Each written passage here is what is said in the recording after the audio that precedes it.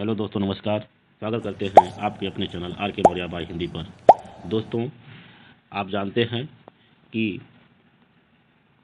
काव्यधारा सगुण काव्यधारा के अंतर्गत मैं चर्चा कर रहा हूँ कुछ प्रश्नोत्तरी के माध्यम से राम काव्य और कृष्ण काव्य से संबंधित महत्वपूर्ण प्रश्नोत्तर पर।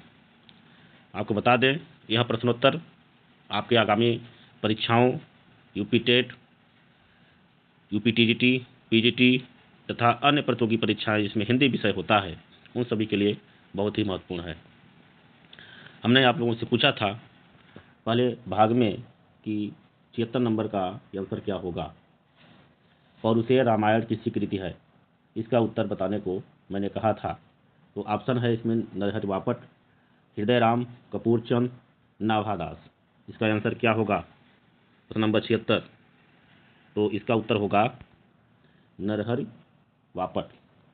अगला प्रश्न है 77 नंबर, ध्यान मंजरी किस कवि की रचना है या रचनाकृति है? ईश्वरदास की, ध्रुवदास की, अग्रदास की या नाभादास की? प्रश्न नंबर 77। तो ध्यान मंजरी इसकी रचना है अग्रदास की। आगे बढ़ते हैं। अगला प्रश्न है निम्बार्क संप्रदाय के किस कवि ने रघुनाथ चरित की रचना की? ऑप्शन है परशुराम देव, विजयेंद्र स्नातक, डॉक्टर नागेंद्र या दामोदर दास। प्रश्न नंबर 78। तो इसका उत्तर हो जाएगा परशुराम देव। निम्बार्क संप्रदाय के किस कवि ने रघुनाथ चरित की रचना की थी? तो परशुराम देव। प्रश्न नंबर 79, भक्तमाल में कितने भक्तों के चरित का वर्णन है? बहुत अच्छा प्रश्न है। ऑप्शन है 100, यानी ए जो है 100 है, बी 150, सी 190 और डी 200। तो कितने भक्तों के चरित का वर्णन है? 79। जी बिल्कुल, 200। कितने हैं? 200। भक्तमाल में कितने भक्तों के चरित का वर्णन है? तो 200 भक्तों के चरित का वर्णन है। प्रश्न नंबर 80, महात्मा बुद्ध के बाद भारत के सबसे बड़े लोकनायक तुलसी थे, यह कथन किस विद्वान का है? देखिए, कोटेशन है, आपको ध्यान रखना है कि महात्मा बुद्ध के बाद भारत के सबसे बड़े लोकनायक तुलसी थे, यह कथन किस विद्वान का है? ऑप्शन है जॉर्ज ग्रियर्सन, हजारी प्रसाद द्विवेदी, रामचंद्र शुक्ल या राम कुमार वर्मा। तो ये कोटेशन कहा था जॉर्ज ग्रियर्सन ने। अगला प्रश्न है राम रक्षा स्रोत की रचना किसने की? प्रश्न नंबर 81, रामानुजाचार्य, नाभादास, रामानंद या नंददास। प्रश्न नंबर 81 क्या हो जाएगा इसका उत्तर? जी, तो राम रक्षा स्रोत की रचना जो है स्वामी रामानंद जी ने की थी। किसने की थी? रामानंद जी। प्रश्न नंबर 82 है रामचरितमानस का महत्व आज किस दृष्टि में है? तो रामचरितमानस का महत्व आज किस दृष्टि में है? ऑप्शन है भक्ति साधना के कारण, मूल्यों के जीवन मूल्यों के कारण, सगुण भक्ति के कारण या राम लीला गायन के कारण। प्रश्न नंबर कौन सा था? 82। तो इसका उत्तर हो जाएगा, क्या होगा इसका उत्तर? जीवन मूल्यों के कारण। अगला प्रश्न है प्रश्न नंबर 83। दोस्तों, आपको बताना चाहेंगे कि 150 प्लस क्वेश्चन रहेंगे, जिसमें पहले भाग में मैंने 75 क्वेश्चन करा दिया था। आज बाकी 75 क्वेश्चन जो है आज होगा। तो आप लोग वीडियो में बने रहें और अंत तक वीडियो को देखें। अष्टछाप के संस्थापक कौन थे? बहुत सुंदर प्रश्न है। रामानंद, वल्लभाचार्य, रामानुज या विट्ठलनाथ। प्रश्न नंबर 83। तो अष्टछाप के जो संस्थापक थे वो थे विट्ठलनाथ जी। ये पीजीटी 2002 में आया हुआ क्वेश्चन है। प्रश्न नंबर 84 है हिंदी साहित्य का स्वर्ण युग किस काल को माना जाता है? हिंदी साहित्य का स्वर्ण युग, छायावाद को, रीतिकाल को, भक्ति काल को या आधुनिक काल को? जी बिल्कुल, स्वर्ण युग किसे माना गया? भक्ति काल को। ध्यान रखना है। रश खान का जन्म कब हुआ था? 85। 1535 ईस्वी ऑप्शन है, 1508 ईस्वी, 1618 या 1614 ईस्वी। 85। तो रश खान का जन्म हुआ था 1535 ईस्वी में। प्रश्न नंबर 86 है भ्रमर गीत में कौन सा रस प्रमुख है? शांत रस है, सहयोग श्रृंगार है, वियोग श्रृंगार है या करुण रस है? भ्रमर गीत 86। तो भ्रमर गीत में वियोग श्रृंगार रस है। ठीक है, आगे बढ़ते हैं। प्रश्न नंबर 87, किस भक्ति के लिए परिवार वालों की प्रताड़ना किसने जो है सहन की थी? रसखान ने, नंददास ने, मीराबाई ने या सहजोबाई ने? 87 सभी को मालूम होगा ये, बिल्कुल मीराबाई, जिनको जहर का प्याला भी दिया गया इनको मारने के लिए इनके ससुराल वालों के द्वारा, लेकिन कुछ नहीं हुआ। प्रश्न नंबर 88, संतन को कहाँ सीकरी सो काम, यह प्रसिद्ध पंक्ति किसकी है? अभी हाल ही में LT ग्रेड में आया हुआ है क्वेश्चन है। तो ये कुंभन दास हैं कि सूरदास हैं, नंददास है या परमानंद दास? 88 तो आपको ध्यान रखना है कि कुंभन दास जी हैं। कौन है? कुंभन दास जी। संतन को कहाँ सीकरी सो काम। 89 सूरदास ने कृष्ण के किस रूप का चित्रण किया है? लोक रक्षक, लोक रंजक, योगेश्वर या परम ब्रह्म? 89 तो लोक रंजक, ऑप्शन बी सही होगा 89 का, लोक रंजक के रूप में चित्रण किया है।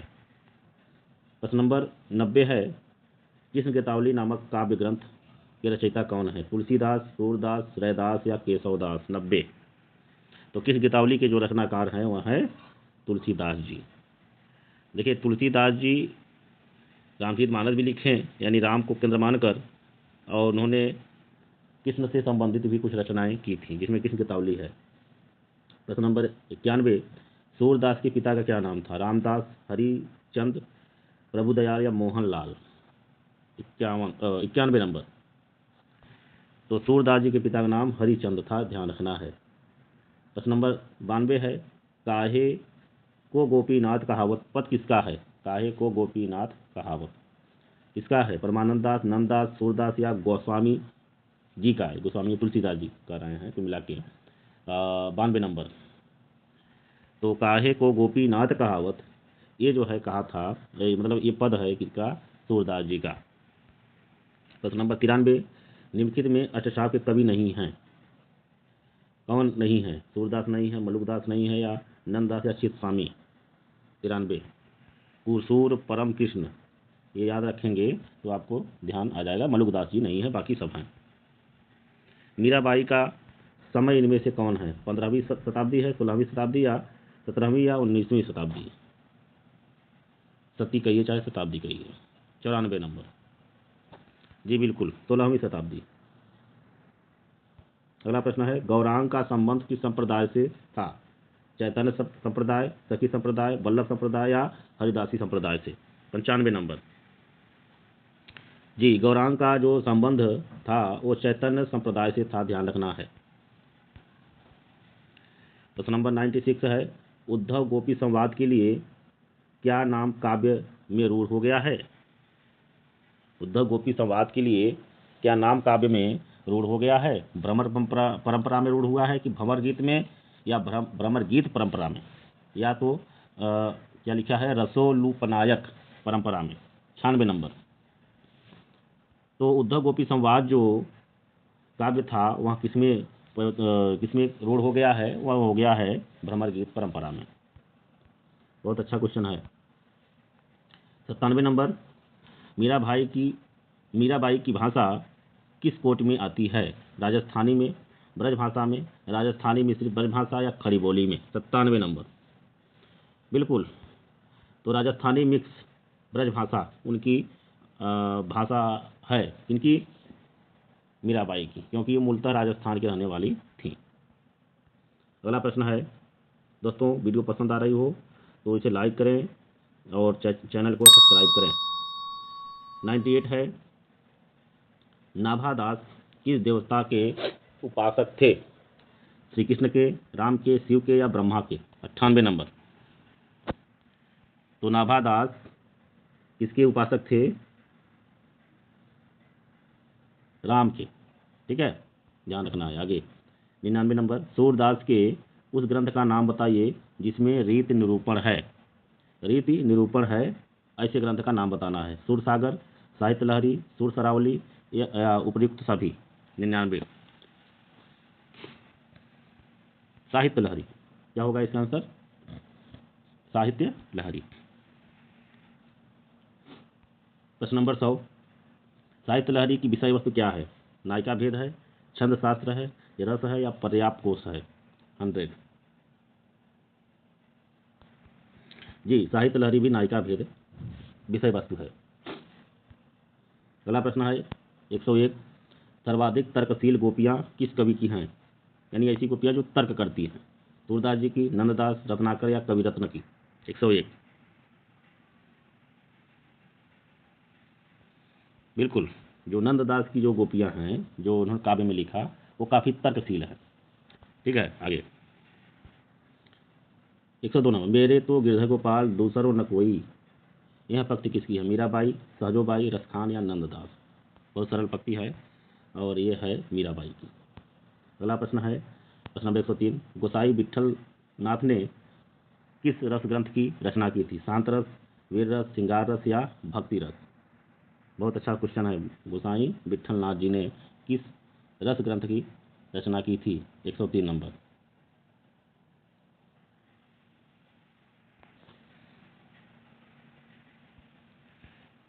तो श्रृंगार रस। अगला प्रश्न है रामचरियम, 104 नंबर, रामचरियम किसकी रचना कृति है? गुणभद्र की, भुवन तुंग सूरी की या विमल सूरी या स्वयंभू की? 104। तो रामचरियम यह भुवन तुंग सूरी की है रचना। 105 नंबर, वल्लभाचार्य का दर्शन क्या है? पुष्टि मार्ग है, अद्वैतवाद है, द्वैतवाद या शुद्धाद्वैतवाद? तो वल्लभाचार्य शुद्धाद्वैतवाद के अंतर्गत इन्होंने दर्शन का प्रतिपादन किया। 106 नंबर, पुष्टि का क्या अर्थ है? पुष्ट करना, भगवान की कृपा, भगवान की दया, इनमें से कोई नहीं। 106, पुष्टि का मतलब होता है भगवान की कृपा। अगला प्रश्न है ब्रह्म संप्रदाय के आचार्य हैं माधवाचार्य, निम्बार्क, रामानुजाचार्य या शंकर? तो ब्रह्म संप्रदाय के जो आचार्य हैं वो माधवाचार्य हैं। अगला प्रश्न है सुदामाचरित किसकी रचना कृति है? सूरदास जी की, ध्रुवदास, नरोत्तम दास या रसखान? 108। तो सुदामाचरित जो है नरोत्तम दास की रचना कृति है, आपको ध्यान रखना है। 109, रामायण महानाटक के रचयिता का नाम बताइए? हृदय राम, रामनंद, प्राणचंद चौहान या केशव? 109। जी, रामायण महानाटक के रचयिता जो है प्राणचंद चौहान जी हैं। प्रश्न नंबर 110 क्या कहता है? राम भक्ति शाखा में सखी भाव की उपासना पद्धति का प्रवर्तन किसने किया? सखी भाव, रामचरण दास ने, लाल दास जी ने, अग्रदास ने या जीवाराम जी ने? सखी भाव 110। जी बिल्कुल, जीवाराम जी ने। किसने किया था सखी भाव? जीवाराम जी ने। 111 नंबर, कलि कुटिल जीव विस्तार हित वाल्मीकि तुलसी भयो, पंक्ति किस कवि की है? कलि कुटिल जीव विस्तार हित वाल्मीकि तुलसी भयो, नावादास, मीरा, रसखान या ध्रुवदास? 111 नंबर। 111 नंबर बिल्कुल, किसकी रचना है? नावादास जी की। अगला प्रश्न है तुलसी को मुगल काल का सबसे बड़ा व्यक्ति किसने माना है? जॉर्ज गैरिसन ने, स्मिथ ने, ईश्वरी प्रसाद ने या शुक्लजी ने? 112। तो तुलसी को मुगल काल का सबसे बड़ा व्यक्ति जो है स्मिथ ने माना है। अगला प्रश्न है 113 नंबर, तुलसी की मान्यताएं किस संप्रदाय से सर्वाधिक प्रभावित हैं? तुलसी की मान्यताएं किस संप्रदाय से सर्वाधिक प्रभावित हैं? सखी संप्रदाय, श्री संप्रदाय, रसी संप्रदाय या ब्रह्म संप्रदाय? 113 श्री संप्रदाय। क्या होगा उत्तर? श्री संप्रदाय। आगे बढ़ते हैं प्रश्न नंबर 114 में क्या कहता है कि तुलसी ने रामचरितमानस में किसका किसका समन्वय किया है? निर्गुण सगुण का, शैव वैष्णव का, ज्ञान भक्ति का या उपयुक्त सभी का? 114। तो इसका उत्तर हो जाएगा उपर्युक्त सभी। अगला प्रश्न है कि राम काव्य धारा के कवियों की शैली क्या है? प्रबंध, मुक्तक, खंड काव्यात्मक या उक्त दोनों? प्रश्न नंबर 115। तो ध्यान रखना है उक्त दोनों, यानी ये और ये, ठीक है, प्रबंध और मुक्तक दोनों। रामचरितमानस में कांड हैं, कितने कांड हैं? 5 हैं, 6 है, 7 है या 8 कांड? 116 नंबर। तो 7 कितने हैं? 7 कांड हैं। 117 नंबर। राम काव्य धारा के कवियों के छंद हैं, दोहा में, चौपाई में, सोरण में यानी सोरठा में या उप सभी? 117। तो ये सभी होगा, क्या होगा? सभी होगा। राम काव्य धारा कवियों के छंद हैं, दोहा, चौपाई, सोरठा, सभी। तुलसीदास की कुल कितनी रचनाएं थीं? ऑप्शन है 7, 12, 6, 9, 118। तो तुलसीदास की कुल कितनी रचनाएं थी? 12, ये ध्यान रखना है। अगला प्रश्न है, सूर्य की भक्ति किस कोट की है? दास्य की, सख्य की, समर्पण की या उपयुक्त सभी? 119। तो सूर्य की जो भक्ति थी वो सख्य भाव थी, ठीक है। वहीं पे अगर हम तुलसीदास के भक्ति की बात करें तो वहाँ पे भक्ति या दास के भाव से थी। अगला प्रश्न है 120। कृष्ण काव्य का प्रमुख आधार क्या था? सुदर्शन चक्रधारी कृष्ण, भगवान विष्णु, ब्रह्म या शंकर? 120। तो कृष्ण काव्य का प्रमुख आधार था भगवान विष्णु जी, ठीक है। बहुत बच्चे क्या करेंगे, श्री कृष्ण को टिक मार देंगे, तो गलत हो जाएगा यहाँ पे। अगला प्रश्न है 130। सूर्य किस रस के सम्राट हैं? श्रृंगार के, वात्सल्य के, शांत के या हास्य के? यानी कौन से रस में सबसे ज़्यादा रचनाएं उन्होंने लिखी थी? तो 121 नंबर, बिल्कुल वात्सल्य रस, यानी श्री कृष्ण के बाल लीलाओं का वर्णन बड़े ही मनोरम ढंग से किया है इन्होंने। 122 नंबर। तुलसी की विश्वविख्यात रचना थी? दोहावली, गीतावली, रामचरितमानस या कृष्ण गीतावली? 122। कोई भी बता सकता है भाई, रामचरितमानस कौन भूल सकता है? तुलसीदास की कृति। राम बोला किसका नाम था? राम बोला किसका नाम था? तुलसी के पिता, स्वयं तुलसी का, तुलसी के पुत्र या तुलसी के भाई का? 123। बिल्कुल तुलसी जी के बचपन का नाम राम बोला था, क्योंकि पैदा होते ही उनके मुंह से राम निकला था, इसलिए उनका नाम राम बोला पड़ गया। 124 नंबर। ब्रह्म सूत्रों का अनुभाष्य किस आचार्य ने लिखा है? शंकराचार्य ने, माधवाचार्य ने, वल्लभाचार्य या निम्बार्क ने? 124। तो ब्रह्म सूत्रों का अनुभाष्य जो है किसने लिखा? वल्लभाचार्य जी ने। 125 नंबर क्वेश्चन। मीरा का अंतिम समय किस मंदिर में व्यतीत हुआ था? द्वारिकाधीश मंदिर मथुरा, बिहारी जी वृंदावन, रणछोड़ मंदिर या गोवर्धन मंदिर? 125। रणछोड़ मंदिर गुजरात में है, ठीक है। यहाँ पे अंतिम समय उनका व्यतीत हुआ था। रसखान के दीक्षा गुरु कौन थे? विठलनाथ जी, वल्लभाचार्य, माधवाचार्य या स्वामी हरिदास? रसखान के दीक्षा गुरु 126। जी बिल्कुल, विठलनाथ जी, गोस्वामी विठलनाथ जी।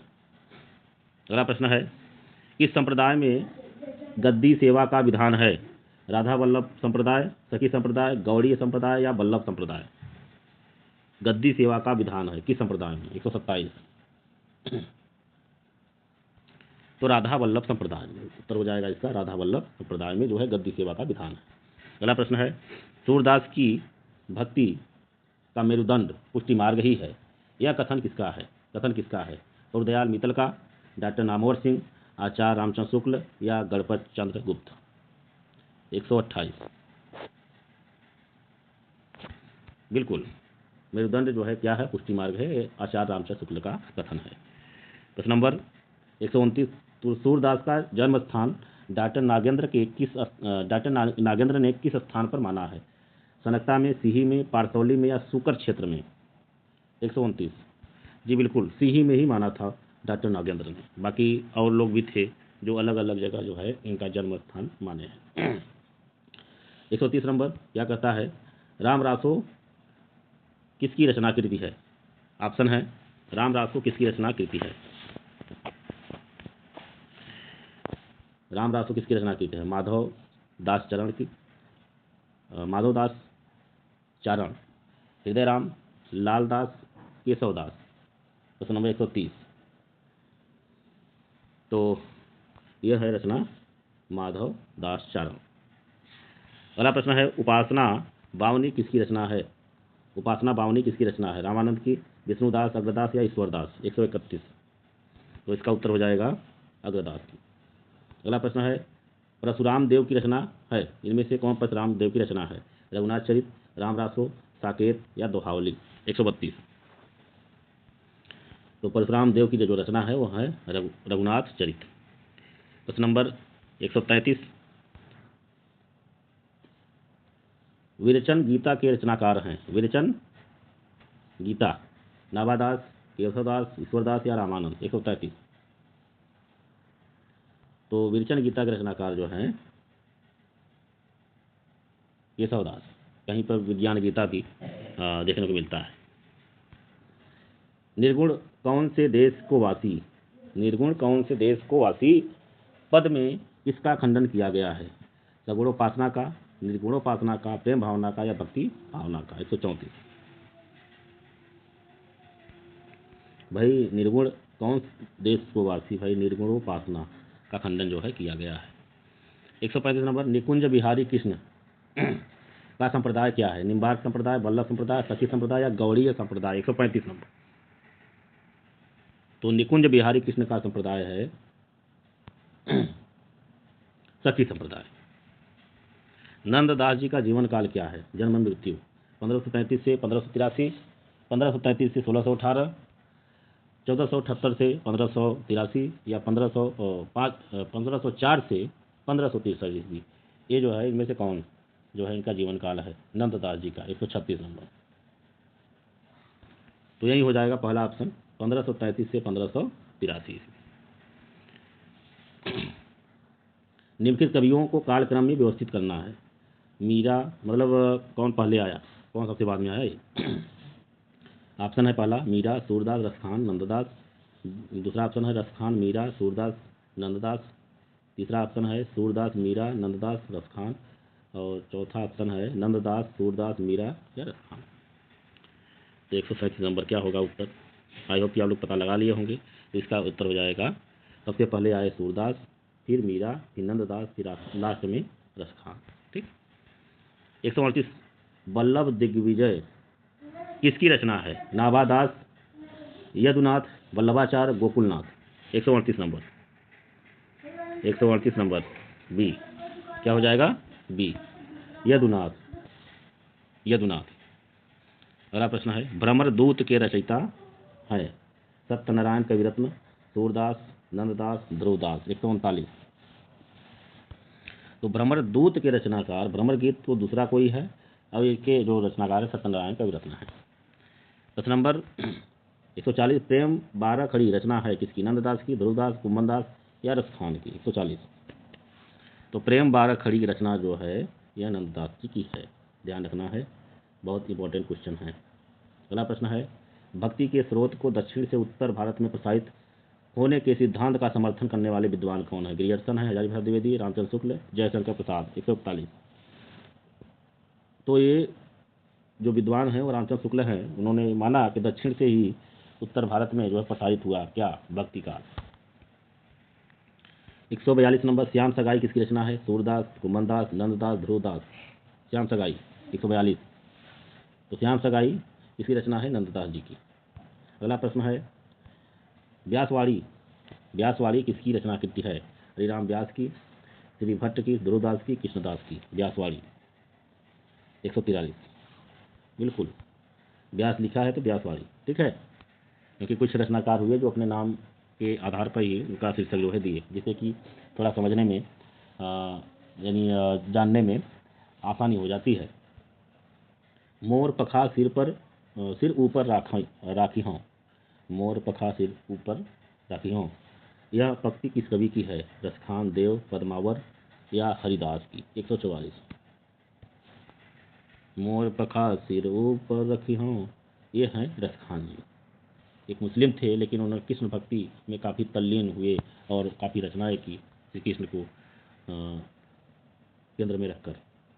अगला प्रश्न है 145 नंबर उत्तर पुराण रचना कृति है। उत्तर पुराण किसकी रचना कृति है? 145 नंबर उत्तर पुराण किसकी रचना कृति है? ऑप्शन है हरिसेन, गुणभद्र, स्वयंभू, पुष्यदंत। उत्तर पुराण किसकी रचना की थी? तो ये रचना की थी गुणभद्र की। रैदास किसके शिष्य थे? रामानंद, कबीरदास, राघवानंद या तुलसी के? 146 नंबर। बिल्कुल रामानंद, कबीरदास जी सब रैदास, कबीर, पीपा, ये सभी जो है रामानंद के ही शिष्य थे। सुंदर रामायण किस भाषा में रचना कृति है? मराठी में, तमिल में, बांग्ला या गुजराती में? 147 नंबर सुंदर रामायण।